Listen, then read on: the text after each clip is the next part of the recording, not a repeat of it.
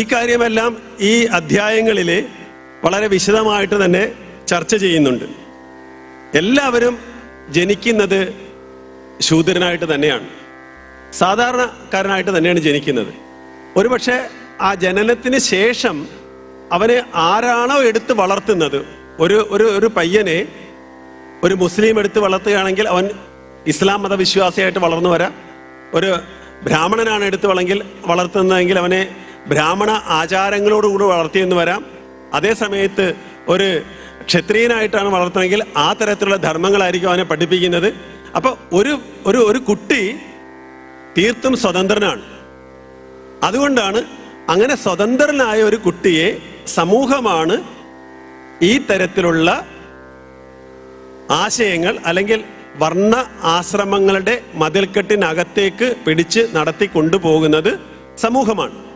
സമൂഹവും അച്ഛനമ്മമാരുമൊക്കെ നിർമ്മിച്ചൊരുക്കുന്ന ഒരു വലിയ ഗർഭപാത്രത്തിനകത്തേക്ക് പിറന്നു വീഴുന്ന സ്വതന്ത്രനായ ഒരു കുട്ടി പിന്നീട് ഈ സമൂഹം അല്ലെങ്കിൽ ഓരോ തരത്തിലുള്ള വർണ്ണങ്ങൾ, ധർമ്മങ്ങൾ, ആശ്രമങ്ങൾ ഇവരൊക്കെ നിർമ്മിച്ചൊരുക്കിയിരിക്കുന്ന ആ ഗർഭപാത്രത്തിനകത്ത് വളർന്നു വരുന്ന കുട്ടി ആ തരത്തിൽ രൂപപ്പെടുകയാണ് ചെയ്യുന്നത്.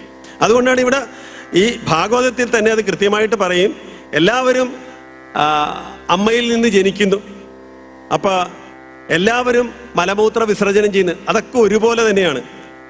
എല്ലാവരും ഇന്ദ്രിയങ്ങളും എല്ലാവരുടെയും ഇന്ദ്രിയങ്ങൾ ആ ഇന്ദ്രിയങ്ങളുടെ വിഷയങ്ങളെ തന്നെയാണ് തേടുന്നത്. അപ്പൊ അതുകൊണ്ട് ബാഹ്യമായ ശരീരമല്ല ബ്രാഹ്മണ്യത്തിന് അടിസ്ഥാനമായിരിക്കുന്നെന്ന് പറയും. ഏതൊരുത്തനും, ഏത് ബ്രാഹ്മണനായാലും ക്ഷത്രിയനായാലും വൈശ്യനായാലും ശൂദ്രനായാലും ബാഹ്യമായ കർമ്മങ്ങളെല്ലാം ഒരുപോലെയാണ്.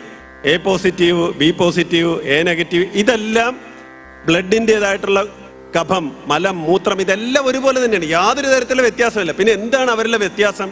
അതുകൊണ്ട് അത് ശാരീരികമായിട്ടുള്ള അവസ്ഥകൾക്കൊന്നും യാതൊരു വ്യത്യാസമില്ലെന്നിരിക്കുക. പിന്നെ എന്ത് വ്യത്യാസമാണ് എന്നുള്ളത് ഭാഗവതം തന്നെ പറയുന്നത്.